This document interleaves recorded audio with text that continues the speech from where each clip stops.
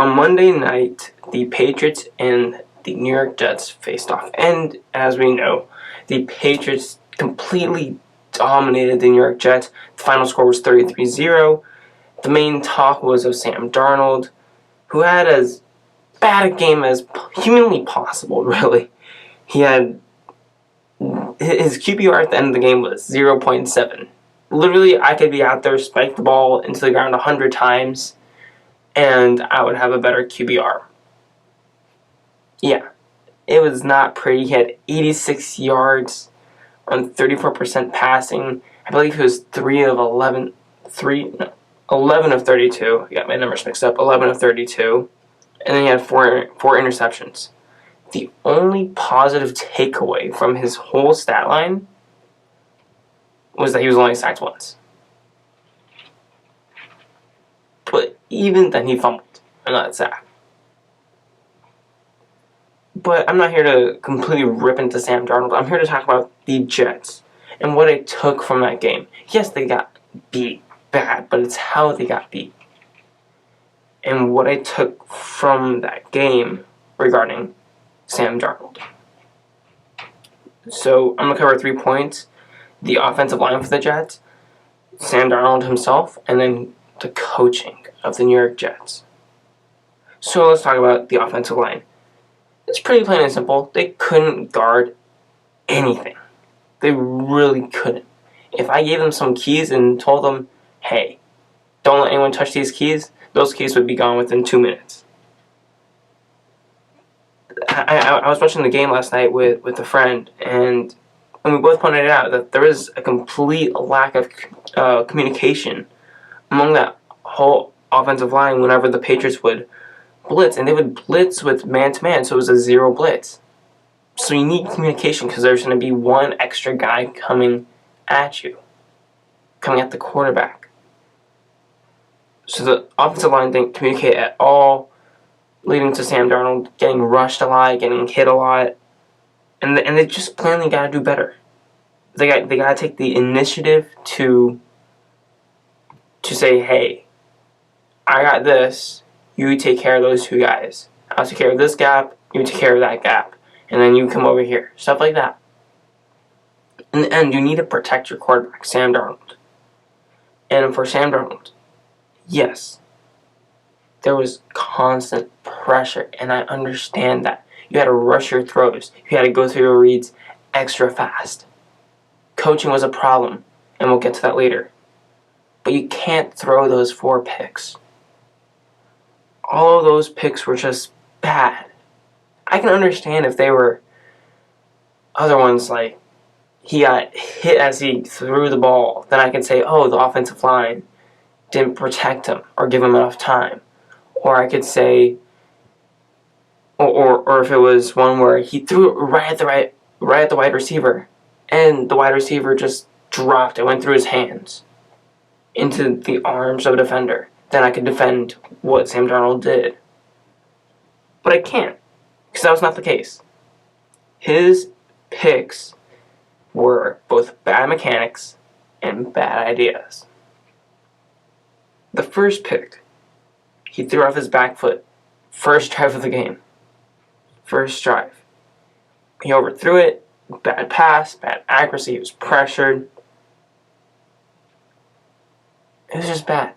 Bad mechanics off his back foot. Going away from the wide receiver. Overthrew it. Horrible from there. But I did like what he said afterwards, where he said, my fault, I gotta do better. I gotta be better. I like that. But then, a couple drives later, his second pick, he threw off his back foot again. And this one was nowhere close to the wide receiver. In this one, I think that we started to see where he got mic'd up saying that they were seeing ghosts. I think that was clear in the second interception. He threw it away before he needed to. He had time, but he threw it because he thought that someone was going to sack him. And then the third interception. Off his back foot again. He underthrew it. Nowhere close to wide receiver. He was pressured. interception. Fourth interception. In the red zone. Back foot, underthrown, picked. Again, same as the second interception. He threw it way before he needed to. And then his fumble. I had no idea what he was trying to do. I don't think he even knew what he was trying to do. He looked like he was trying to roll out, but he rolled out in the same direction as the oncoming defender. He tried to make a big play, but that didn't work. He's not there yet. He's not at the caliber of Russell Wilson, Patrick Mahomes, Aaron Rodgers when it comes to playmaking like that. In that case, you should just dump it off. Because he tried to roll out. He had the ball way out here, not protected, and he dropped it. So the interceptions and the fumble, mechanically, idealistically, are Sam Darnold's fault. They're off his back foot. He threw it off his back foot, and that makes it his fault. But I cannot attribute 100% of those picks to Sam Darnold. Coaching does take responsibility for this as well. And that's Adam Gase, the head coach, as well as the offensive coordinator, Dowell Logains. When your quarterback is flustered, and clearly so, and says to you that he's seeing ghosts out there, and you see him throwing it to absolutely no one, you gotta fix that problem right then and there. You cannot let him learn by mistake in this case. It's not one of those situations where you can give a baby a set of Legos and say, hey, figure it out. And they'll figure it out after an hour or so and start building something. No. This is more complex. You gotta fix those problems right away. You gotta help them. You gotta run simpler plays. Because all those picks were from long developing plays and routes. And if the Patriots are running zero blitz, and they are a great man-to-man team, you're not gonna have tons of time to have these post routes develop, or these comeback routes develop, or these long routes develop. You gotta run simpler plays. They did a good job mixing in the run there. But you gotta have routes that beat man-to-man, that are intended to be short, to gain just some yardage. Slant routes, flats, drag routes, maybe a curl route, maybe a screen. Something that beats man-to-man quickly before the blitz gets there. And they didn't do that. And then it got even worse.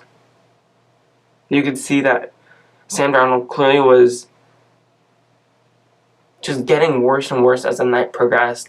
After the second pick, he was just throwing it out of bounds. Even more so after the fourth pick, where there was a drive where 3 times he just threw it out of bounds. He wasn't even pressured that much.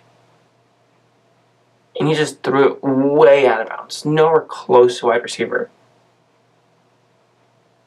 And you could say, hey, there was nothing open. But I'm sure there was. I haven't looked deep into the film yet. But I'm sure there was better ideas than what Sam Darnold did.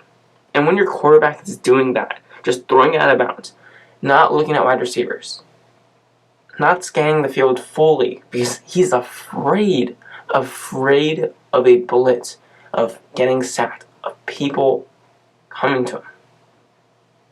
At that point, you gotta pull him out. You gotta pull him out. It's plain and simple. You gotta pull him out. Because he isn't learning anything by being out on the field, making mistake after mistake after mistake. It's like a child. Like, you know those toys that you would have growing up, or at the dentist or the doctor's office, where there'd be a box with all these little shape holes, a circle hole, triangle hole, pentagon hole, and then you'd have the same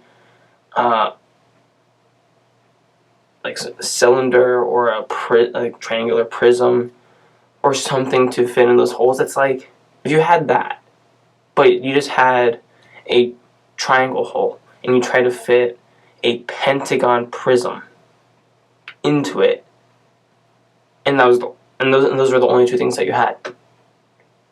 You're not learning. You're just learning. All you're learning at that point is, yeah, that does not work. And that's all you're teaching Sam Darnold at this point from that game. Yeah, what we did didn't work. Adam Gase should have pulled Sam Darnold out so that he can learn, sit back, learn from film, rather than getting mentally beat and just get down in the dumps. Because you're not really helping him by having him out there. You gotta get him to forget the game as quickly as possible. Now, Sam Darnold is a young, fine player. This was his 16th game. And I don't believe this game should hurt him in development. Yes, it'll be a little bump in the road, but it should not affect him greatly in his development as a football player. But it should, if anything, put Darrell Logains and Adam Gase, especially Adam Gase, on notice, because they should know better on what to do with their quarterback in this situation. When you're getting blown out, when he clearly is frustrated and not doing well, you should know what to do. You take him out, or you make it significantly easier on him. And they did not do that.